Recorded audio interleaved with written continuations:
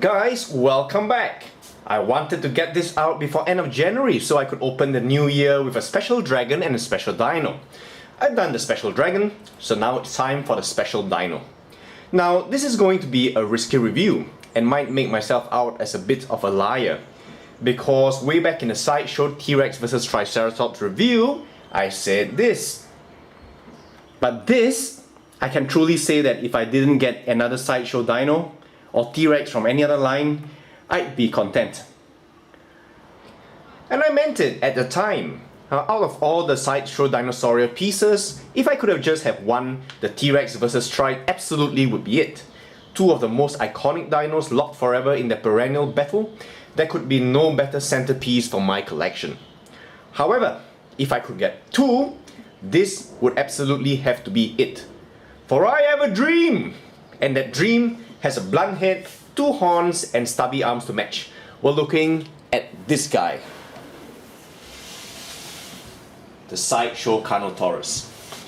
Now, the Sideshow Carnotaurus is the second dinosaur in the Sideshow Dinosauria line. Unlike the T vs T diorama, this is a rather simple standalone. But what a piece. Even without a co-star, there is plenty of action, energy and potential violence. Is it sprinting after a prey item? Is it charging towards a rival bull in a clash of the titans? Now, Carnotaurus is a genus belonging to the Abelisauridae family. These dinosaurs lived during the Cretaceous period, which makes them contemporaries with Tyrannosaurids, but geographically separated. Abelisaurids in the southern hemisphere, Tyrannosaurids in the north. Unlike T-Rex, which Heavy Bill has caused some debate as to whether it could even run safely, this guy was built lightly, and other features I'll talk about lead to the belief that he hunted down his prey. Carnotaurus was about 9 meters or 30 feet long, estimated to be only a ton and a half, as opposed to T-Rex's estimated 12 meters, that's 40 feet, and an average of 6 to 7 tons. He, however, looks massive here, and is actually a whopping 20 inches down that axis. The name means meat-eating bull and refers to the distinct horns above the eyes. Not surprisingly, that's what most people will want to scrutinize first, so let's do that.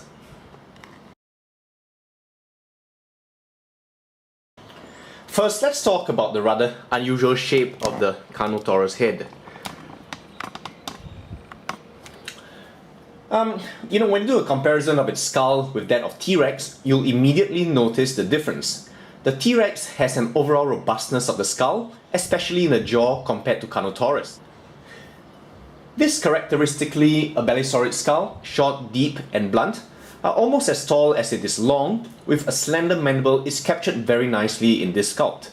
In fact, it's been proposed that Carnotaurus might have used its head like a hatchet, slamming down its head onto prey rather than crushing it with its jaws like T-Rex.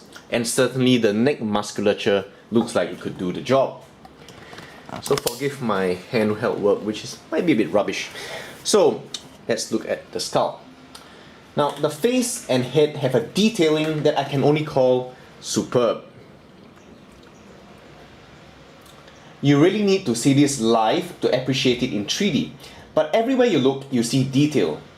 The roof has these very nice knobby scutes, which transition down to very fine scaling on the sides of the face, here and here.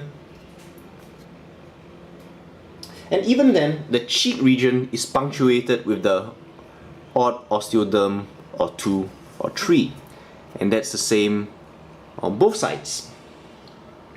The weak mandible has an even finer scaling texture, and these segue very nicely into the texture of the throat. Now, as for the horns which characterize this creature, they are nothing short of phenomenal. You can just look at the color here, the fade going from brown to an off-white, and if I get the angle just right, you'll even see some very nice grooves running along the horn. Now these look very natural. It looks real, not like not bone, but how it probably looked like in real life, a sheath of keratin over a bony core, with a color scheme quite similar to what you might find in, say, a rhino. Now what were these horns for? Attracting mates, flank butting, possible weapons even? Any of the reasons why animals today have horns is a working hypothesis. Wanted to say a quick word on these little beady eyes, which are classic. It reminds me of some fantasy monster, such as a Dakomid from the Lone Wolf gamebook series, with eyes belonging to a primitive horror, not exactly intelligent, but enough to know that you are food. Let's look at it on the other side. It's got a very nice shine to it too. Now, the Carnotaurus has eyes that are actually angled slightly forwards, indicating some degree of stereoscopic vision, allowing depth perception and a support for it being an active hunter. And I think that's very nicely depicted in this model.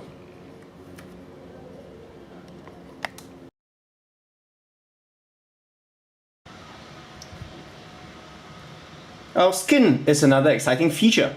Carnotaurus was one of the first dinosaurs discovered with fossilized skin impressions. Hence, we have a good idea of how the skin on the head, lower jaw, neck, shoulder and rib cage look like. This is very important because not only can we have a more accurate rendition of the scalation of Carnotaurus, it also serves as a rough guide for extrapolation in depicting similar dinosaurs. We've looked at the wonderful detail of the head, but the detail on the rest of the animal is also very good. Here you can see the wrinkling of skin on the neck, skin folds on the hip.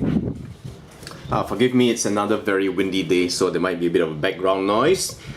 You see the tension lines going down into the groin region, all adding to that feel of an action-packed figure. We know there were rows of irregular scutes along the sides of the animal, and you see them depicted along here, but also on the lateral thigh as well. Some of these knobs on this area. What I like is the unevenness of these spacings. A slight asymmetry to each side, because that's what looks like a real organic creature rather than you might find on a stylized drawing. In each region, you'll see a difference in scale size and texture. The rougher etchings on the torso here, the finer hatchings and cross hatchings on the sides of the animal. And if I can show you the underside of this creature, I apologize for the many cuts on this video. It's due to the wind, and it's also a very noisy day, lots of construction work going on. Alright, on the underside of the dinosaur, you see this incredible texturing, comprising a nicely patterned array of osteoderms with interlocking mosaic of tiny round scales in between. Down the belly of the animal, the cloacal region. And while we're on the underside, this might just show you, you can appreciate the difference regionally of the scales in the underside compared to the forelimbs. You can also look at the detail on the foot. You have the scutes on the plantar surface with a surrounding reticular scales, which is a level of detail you just won't see in a smaller scale model. In addition to that detail, let's look at the spikes on the backbone of the animal. You'll notice that these aren't picture perfect. They are of different sizes, spacings, and you'll even see obvious anesthetic features, like, for instance, these two spikes, which have impacted on each other and as a result are even growing askew. It's touches like this deformity that makes this an organic living creature, not a caricature or a cartoon.